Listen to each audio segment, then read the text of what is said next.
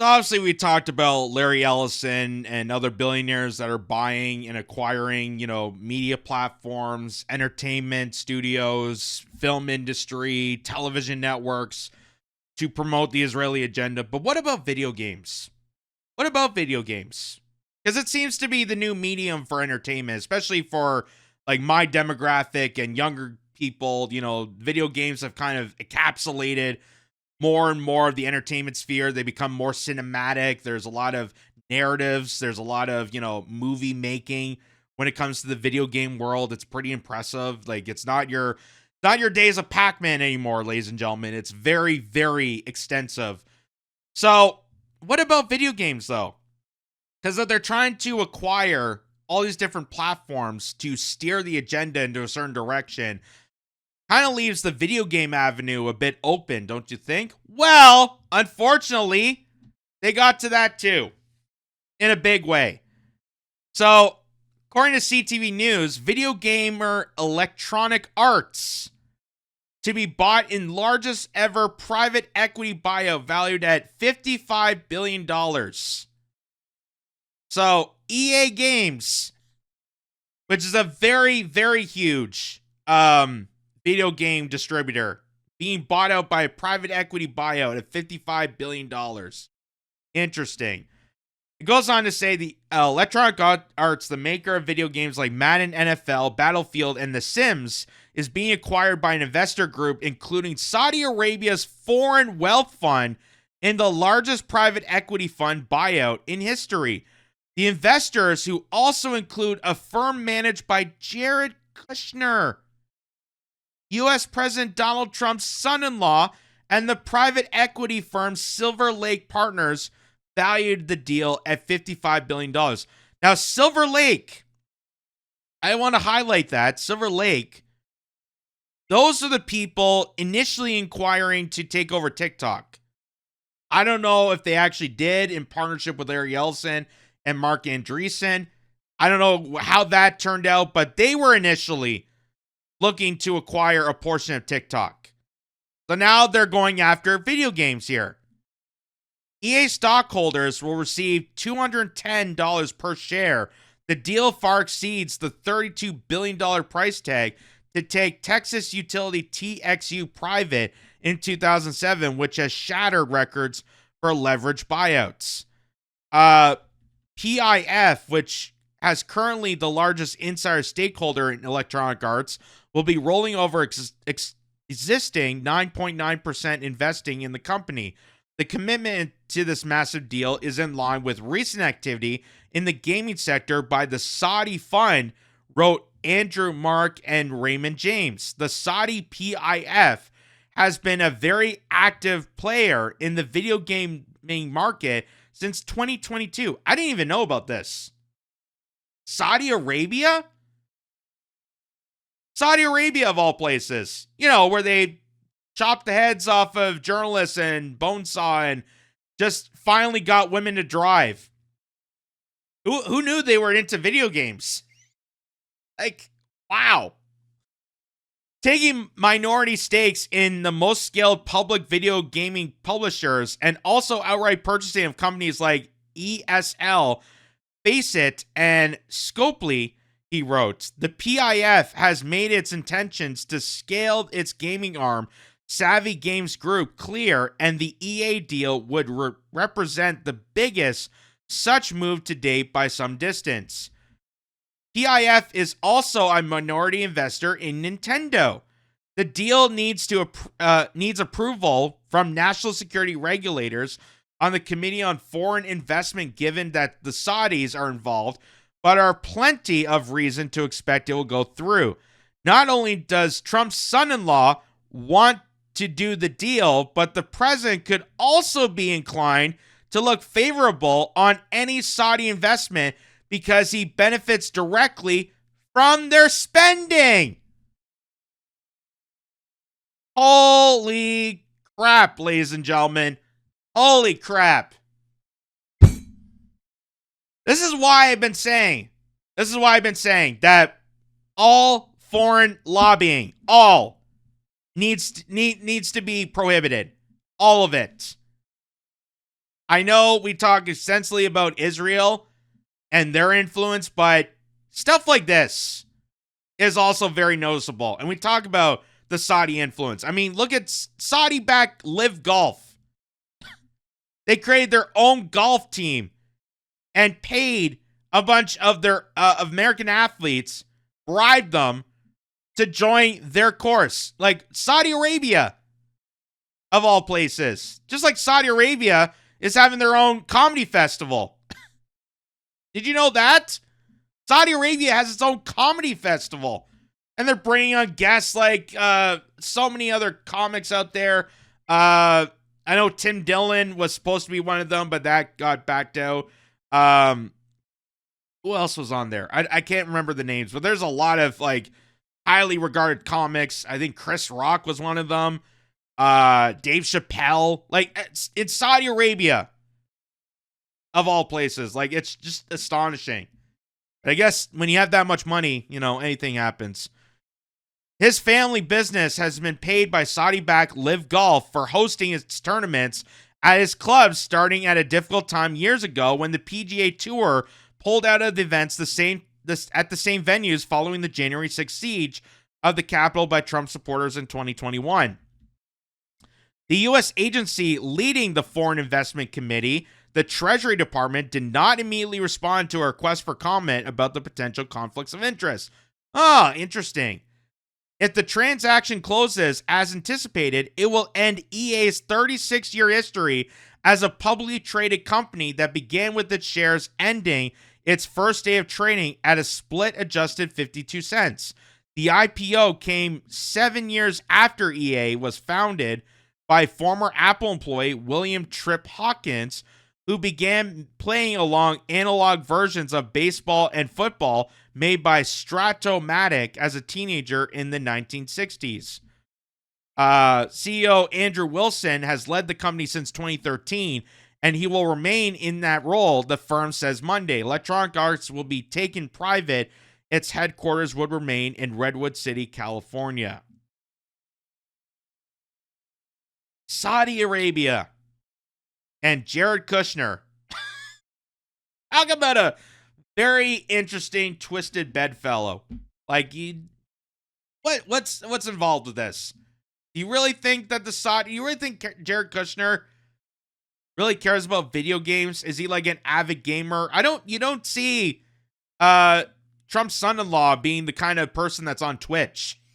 Like, so what is this about? What is this really about? Could it be narrative control? Could it be that Jared Kushner is taking the same road as like Larry Ellison and so many others, that they're just acquiring these assets to build a broader portfolio so they can master control of the narrative because they believe anti-Semitism is on a rise in apparently video games?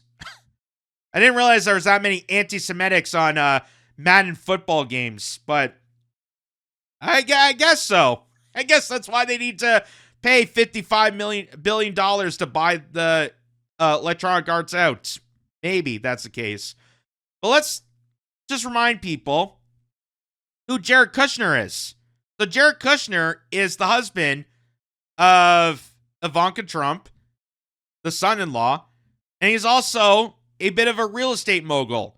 So Jared Kushner, Trump's son-in-law, talking about building waterfront property in Gaza months ago. They've been planning this for a long time. So as we're finally getting details about Trump and Netanyahu's plans for Gaza, this was already discussed way before even October 7th, that we knew that there was a real estate opportunity for waterfront property in Gaza. And that's one of the primary reasons of why Israel's attacking Gaza, is they want to completely destroy it, remove any remains of Palestinian existence, and rebuild these fantastic properties among the Gaza Strip, along the waterfront property. They want to make Trump Gaza. They want to make it, the new Atlantic City. And here's Jared Kushner explaining this in front of an audience way before we even got to know why they're attacking Gaza. Take a look. in Gaza's waterfront property. It could be very valuable to if people would focus on kind of building up livelihoods. You think about all the money that's gone into this tunnel network and into all the munitions. If that would have gone into education or innovation, what could have been done? And so I think that it's a little bit of an unfortunate situation there. But I think from Israel's perspective, I would do my best to move the people out and then clean it up. But I don't think that Israel has stated that they don't want the people to move back there afterward. Thing that. So he just said, if I had control, I would just move the people out, destroy the properties, build up these, nice condos and, venues all across the Gaza Strip. And then he says, well, I don't think Israel wants to put them back, though. That's the confronting thing. That's the line.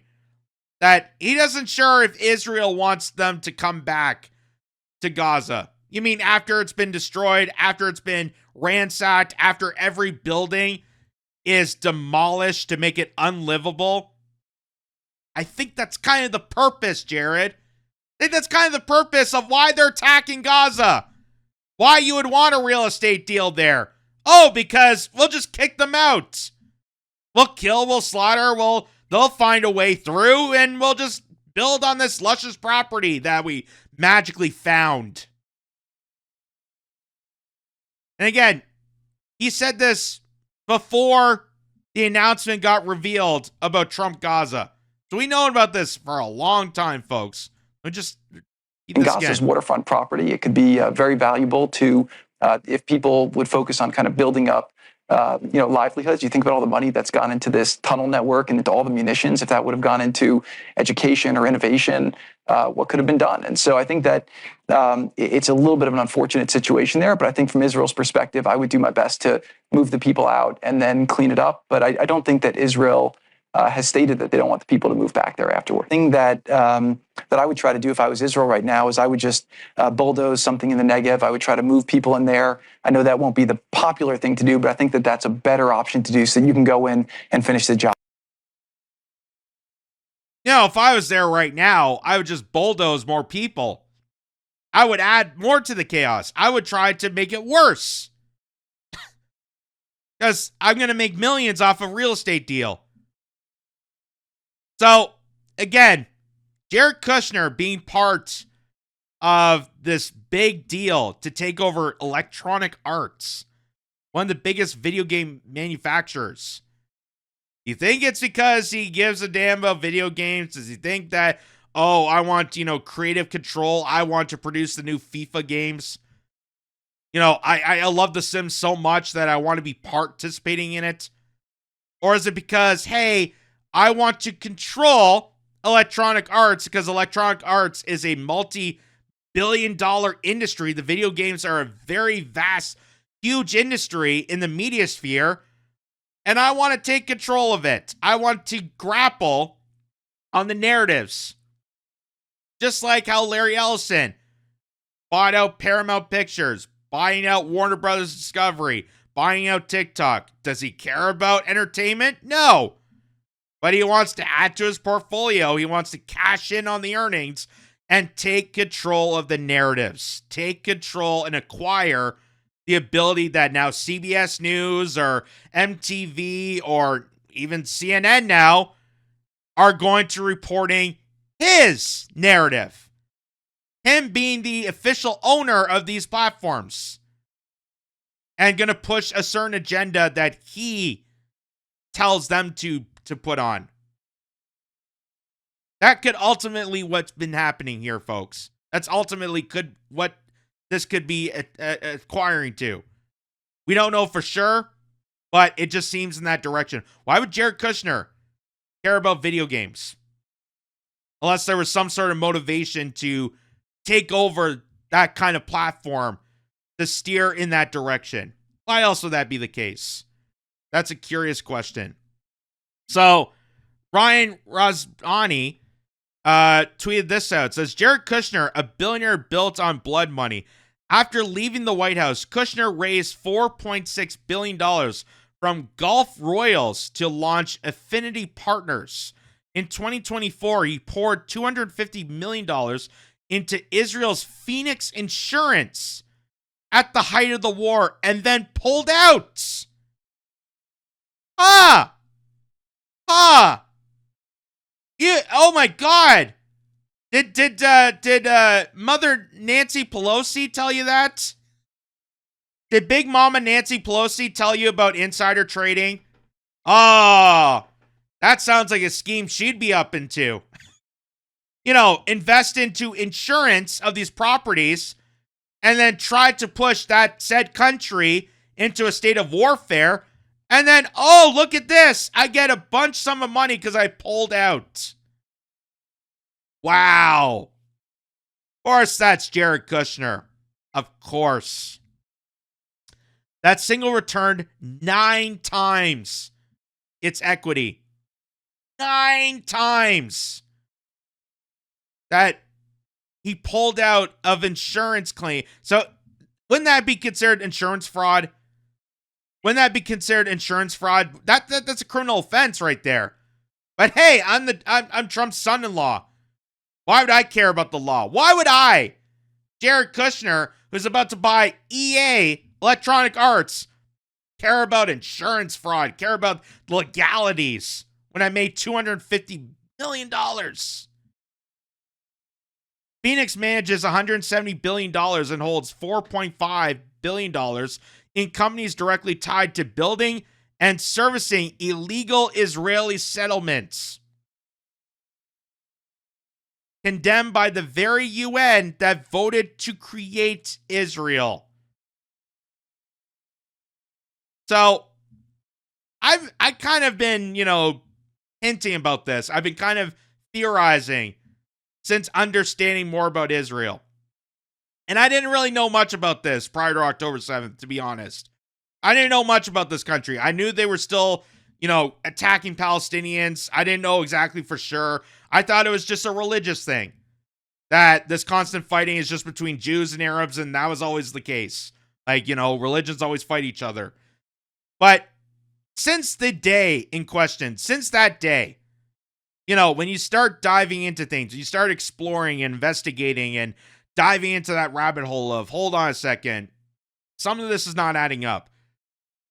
It really, really, really highlights. And if you look at the creation of the said state of Israel, the formation, who's involved in the declaration that Israel is going to become a state, that the British elites, the Rothschilds, the CIA got involved, MI6, the creation of the Mossad agency, all these key players that are involved in this.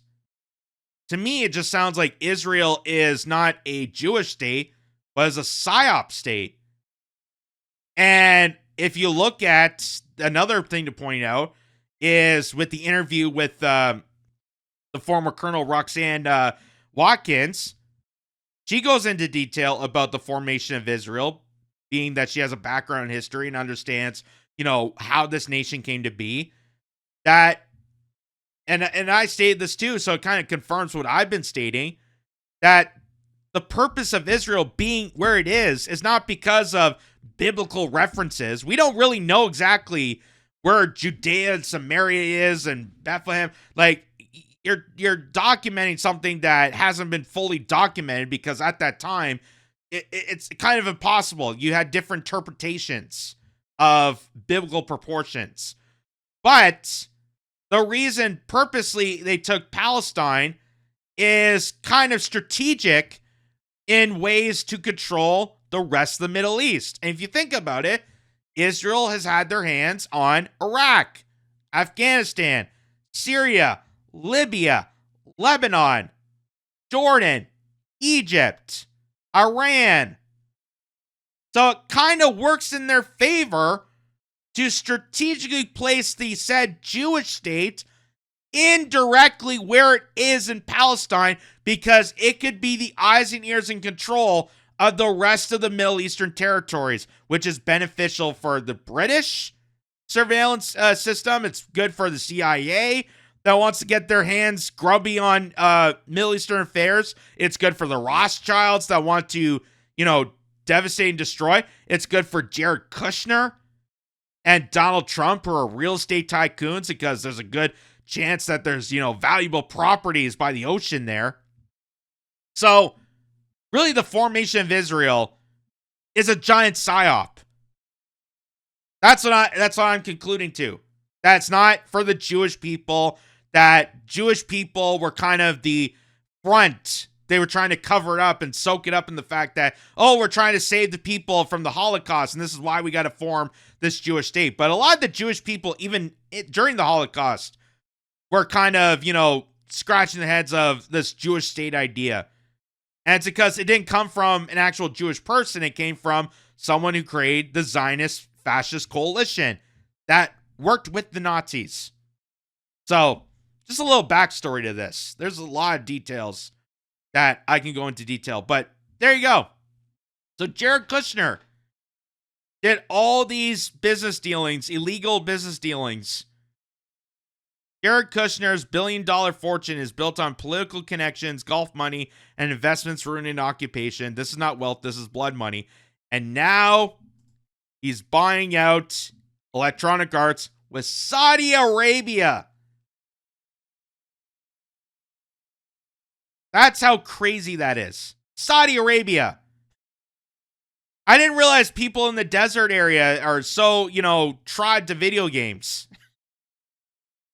Like, it would make more sense if it was a Japanese company or South Korea or even China. But of course, they'll make a big deal about China. If China acquires Electronic Arts, it'll be all over the headlines. But Saudi Arabia, again, one of those, great ally states that we still don't know why we're allies with. They killed one of our reporters. They killed people on a daily basis. They're a major theocracy dictatorship. Why are we allies with them? Why are we friends with them? Oh, because the money. Because it's business. Just like, why are we friends with Israel? Because of the money. Because of business. Don't ask questions or you're an anti-Semite. But there you go. Jared Kushner and Saudi Arabia buying out a video game company. You really think it's about their, love and affliction for making video games, for playing the games and, enjoyment? Or is there something more nefarious there? Like Larry Ellison buying out Paramount Pictures and Warner Brothers and TikTok. Because clearly he just loves entertainment so much. Or he wants control of the narrative, which I'm kind of steering in that direction. Hey, here at Kitz Corner, we want to thank you, our viewers and our subscribers that tune into Kitz Corner for the latest dives in trending news, political conspiracies, and the craziest of stories. However, being in this business isn't an easy job. Because we're independent, we can dive into stories that the mainstream outlets are afraid to do so. But unfortunately, that doesn't give us the luxury of big advertising or government subsidies. That's why we reach out to you. You can support Kitz Corner and get some cool new threads in the process. Say what? That's right, check out our merch store, where we have a big selection of t-shirts, mugs, stickers, sweaters, bags, and more. All with interesting designs too, like this True North Strong and Free. So if you want to show off your support, go to our website at kitzcorner.net. That's kitzcorner.net. And click the store link at the top of the screen. Or you can scan the QR code provided on screen to get instant access to our merch store. Your support makes a huge difference at what we do here. So why not wear your support too? So go to kitzcorner.net or scan the QR code on your screen to get to our one-of-a-kind Kitz Corner merchandise store.